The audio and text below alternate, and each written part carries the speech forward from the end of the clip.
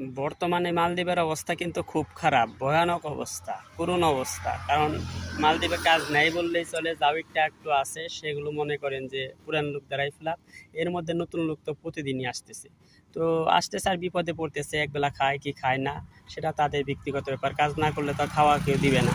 তো একটা জিনিস দেখেন আপনারা, এটা হচ্ছে একটা জাহাজ বিভিন্ন আইল্যান্ড বা রিসোর্টের থেকে ডাস্টবিন আনার পরে এই ডাস্টবিনগুলো ওই পিক আপের মাধ্যমে ডাস্টবিনে ফালে দিয়ে যেতে হয়, নির্দিষ্ট জায়গা আছে ওখানে ফালাতে হয়।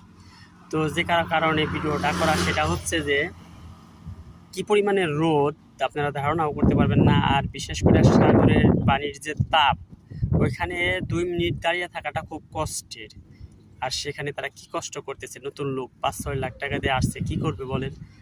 আর ওই যে কাজগুলো তারা করতেছে ডাস্টবিনের কাজ একমাত্র আমাদের বাংলাদেশি দেখে করে, অন্য সমস্ত মানুষ নেপালি, ইন্ডিয়ান, শ্রীলঙ্কা এরা জীবনেও কিন্তু এই ধরনের কাজ করে না।